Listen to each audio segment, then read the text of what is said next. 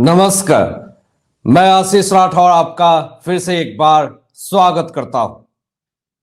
अरविंद केजरीवाल ने अपनी पत्नी सुनीता केजरीवाल को प्रेस कॉन्फ्रेंस करवा करके यह साबित कर दिया है कि अरविंद केजरीवाल अपनी पत्नी को दिल्ली का सीएम बनाना चाहते हैं।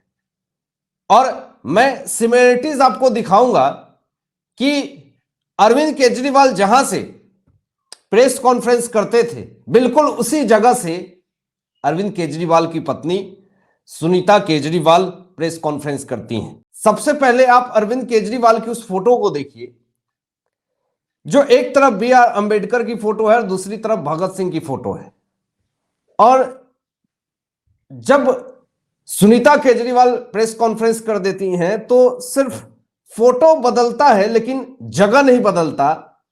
और साफ तौर पे मंशा आप देखिए कि जिस जगह से अरविंद केजरीवाल प्रेस कॉन्फ्रेंस किया करते थे बिल्कुल उसी जगह से सुनीता केजरीवाल भी प्रेस कॉन्फ्रेंस कर रही हैं।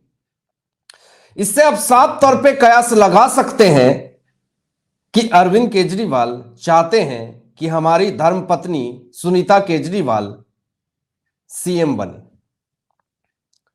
वो तो हेमंत सोरेन के पास कोई ऑप्शन नहीं था, नहीं तो वो भी अपनी पत्नी को सीएम बनाते जेल जाते जाते। वो तो उनकी भाभी बगावत कर दी पूरी तरीके से।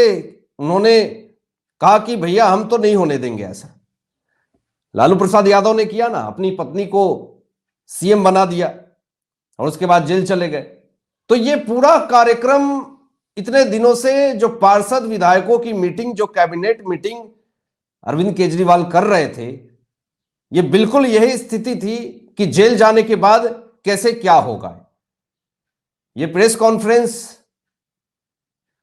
आतिशी मारलेना भी कर सकती थी, सौरभ भारद्वाज भी कर सकते थे, लेकिन इनको तो सिंपैथी कार्ड खेलना है। जनता को दिखाना है बेचाराधीन अपने आप को कि मैं तो पूरी तरीके से बेचारी हूं, मेरा पति जेल चला गया। यह शातिरपंथी अरविंद केजरीवाल की बहुत बड़ी मास्टर गेम प्लान है। और यह जानता है कि देश की जनता बहुत भोली है, बहुत मासूम है, इनके दिमाग के साथ कैसे भी खेल सकता हूं। और इतने दिनों से अरविंद केजरीवाल झूठ बोल बोल करके, सिंपैथी कार्ड खेल खेल करके इतने दिन तक सीएम बने रहे, लेकिन अब इनका सीएम बनने का समय जो है वो समाप्त हो गया। दोस्तों, केजरीवाल को 28 मार्च तक ईडी की रिमांड मिली है। 21 मार्च को ईडी ने गिरफ्तार किया है।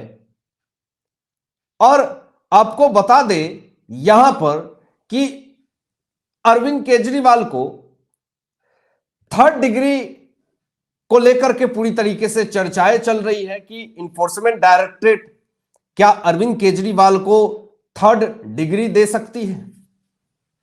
क्या इसके नियम कानून है, प्रावधान है? क्योंकि जिस तरीके से शराब घोटाले का पूरा खेल सामने आ रहा है, पहले 100 करोड़ रिश्वत लेने की बात थी, अब तो ईडी ने यह भी दावा कर दिया कि 600 करोड़ रुपए से ज्यादा इसमें पूरी तरीके से शराब घोटाले मामले में दलाली हुआ है। और इसमें एक आम आदमी पार्टी के और बड़े नेता का नाम आया है जो मैं आपको वीडियो में बताऊंगा अंत में। लेकिन जरा यह समझिए कि 600 करोड़ रुपए से ज्यादा की दलाली और भ्रष्टाचारिता हुई है। ईडी ने यह दलील दी है कोर्ट में, ये खुद को आम आदमी कहते हैं, लेकिन यहां तो पूरी तरीके से झोलरबाजी चल रही थी। अब इस मामले में सवाल खड़े हो रहे हैं। लोगों ने कहना शुरू कर दिया कि अगर के कविता और केजरीवाल को आमने सामने बैठा करके जब पूछताछ करेगी तो यहां पे सारा खुलासा हो जाएगा कि कितना किसको किसने दिया और कैसे कैसे भ्रष्टाचार हुआ। लोगों ने कहना शुरू कर दिया कि केजरीवाल पे 3rd डिग्री का प्रयोग करो। लेकिन 3rd डिग्री का प्रावधान क्या कहता है दोस्तों, जरा यह समझने की कोशिश कीजिए कि 3rd डिग्री के मामले में सही जवाब नहीं देने पर पुलिस और जांच एजेंसियां सख्ती बरत सकती है, रीजनेबल फोर्स भी इस्तेमाल कर सकती है। लेकिन केजरीवाल को पुलिस ने नहीं गिरफ्तार किया है, ईडी ने गिरफ्तार किया है। यानी अरविंद केजरीवाल के ऊपर कोई भी सख्ती कदम उठाने से पहले इन्फोर्समेंट डायरेक्टरेट को कोर्ट का अनुमति लेना पड़ेगा। लेकिन ईडी के दायरे में यह है कि अगर अरविंद केजरीवाल ने ईडी को गुमराह करने की कोशिश करी, अगर ईडी के सवालों का सही तरीके से केजरीवाल ने जवाब नहीं दिया, तो इतना पावर है इन्फोर्समेंट डायरेक्टरेट के पास कि उनके साथ हो सकता है, उनका इलाज हो सकता है।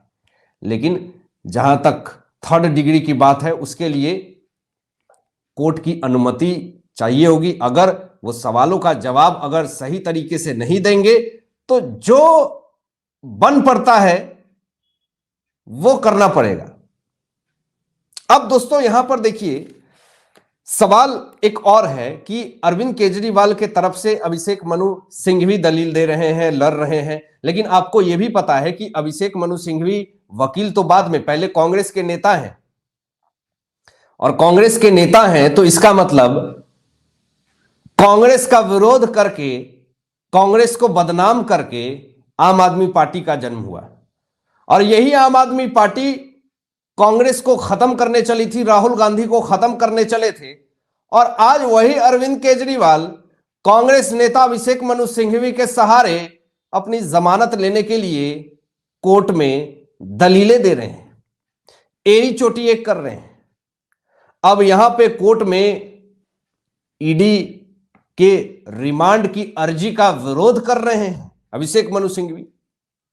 अब जरा आपको यह भी बता देते हैं कि यह रिमांड का प्रोसेस क्या है दोस्तों, जिसमें अरविंद केजरीवाल क्या क्या मुसीबतें बढ़ सकती है। रिमांड में जो 6 दिन का रिमांड मिला इन्फोर्समेंट डायरेक्टरेट की तरफ से, इसमें कैसे क्या प्रक्रिया है, जरा इसको समझिए। कि देखिए, सीआरपीसी की धारा 167 में रिमांड की व्यवस्था की गई है।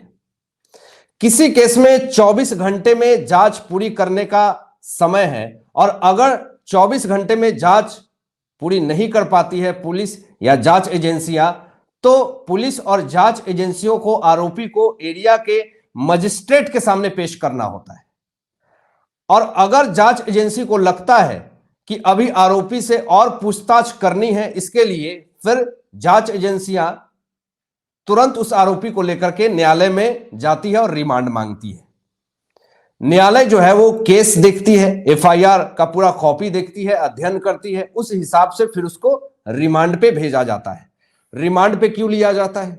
रिमांड पे जुर्म को कबूल करने के लिए लिया जाता है। यानी केजरीवाल को रिमांड पे लिया गया है ताकि वो जितने सारे उन्होंने जुर्म करा है उसको कबूल कर लीजिए आप। और देखिए, यही सबसे बड़ा रीजन है कि मनीष सिसोदिया, सत्येंद्र जैन या फिर संजय सिंह, इन तमाम लोगों को रिमांड पे लेकर के जेल भेजा गया। और इसमें ये जो प्रावधान है, रिमांड पे लेता है इसलिए ताकि आप अपनी जुर्म को कबूल कर लीजिए। यानी अरविंद केजरीवाल इस 6 दिनों में जुर्म कबूल कर लेंगे, और अगर नहीं करेंगे तो रिमांड बढ़ेगा, फिर इसके बाद न्यायिक हिरासत में जाएंगे। तो यहां पे बहुत तरह की इलाज है जुर्म कबूल करवाने के, तो सख्ती पूरी तरीके से बरतनी पड़ेगी। केजरीवाल से ईडी क्या क्या पूछताछ कर सकती है? सबसे पहली चीज कि शराब पॉलिसी के मामले में, डॉक्यूमेंट्स के मामले में, और पैसे के लेन देन के बारे में। यहां पर यह भी सबसे बड़ा सवाल खड़ा हो सकता है कि आप कैबिनेट का मुखिया हैं, केजरीवाल आम आदमी पार्टी के संयोजक हैं, कर्ता धर्ता हैं, आप एक आम आदमी पार्टी कंपनी चला रहे हैं जिसके आप सब कुछ हैं, और ऐसा कैसे हो सकता है कि आपकी निगाह से बच करके एक गलत पॉलिसी बनाई गई, शराब घोटाला हुआ, शराब नीति हुई, उसमें करोड़ों रुपए की दलाली हो गई और आपको पता ही नहीं है? मान सकते हैं? नहीं मान सकते हैं। पूरा मनी ट्रेल को लेकर के पूछताछ होगी, पैसा कहां से आया, कहां गया, आरोपी को आमने सामने बैठा करके पूरी पूछताछ होगी। तो इन सब चीजों में अरविंद केजरीवाल फंसेंगे। और ये मनी ट्रेल मामले में पूरी रिश्वतखोरी हुई है, और कैश में गोवा के चुनाव में जो पैसे यूज हुए हैं उसमें एक आम आदमी पार्टी के बड़े नेता का दोस्तों नाम आया है। और ये गोवा विधानसभा चुनाव में जो चुनाव हुए थे, इसको लेकर के आम आदमी पार्टी के विधायक दुर्गेश पाठक का नाम लिया गया है। और इसके लिए ईडी ने गोवा चुनाव में आम आदमी पार्टी के उम्मीदवार रहे नेता के बयान का इस्तेमाल भी किया है और उन्होंने ये बात कही कि प्रचार के लिए कैश में रकम जो दी गई थी, ये सबसे बड़ी बात ईडी ने खुलासा किया और ये दुर्गेश पाठक ने ये स्टेटमेंट दिया था, बयान दिया था। गोवा में आम आदमी पार्टी के चुनाव प्रचार से जुड़े रहे कई लोगों ने बयान में खुलासा किया है कि सर्वे एरिया मैनेजर्स, विधानसभा प्रबंधक आदि के लिए उन्हें कैश पेमेंट किया गया। मतलब समझिए कि ये दलाली और भ्रष्टाचारी का पैसा पूरी तरीके से कैश में आम आदमी पार्टी ने पंजाब और गोवा चुनाव में, विधानसभा चुनाव में बांटे और आज इसका पूरी तरीके से भांडाफोड़ हो रहा है। हालांकि आप क्या सोचते हैं दोस्तों, इन तमाम मुद्दों पे अपनी विचार जरूर कीजिएगा और ऐसे ही लेटेस्ट अपडेट पाने के लिए इस चैनल को सब्सक्राइब करके बेल आइकन प्रेस कर लीजिएगा और अपने दोस्तों में शेयर कीजिएगा। Thanks for watching my video. जय हिंद, सत्यमेव जयते।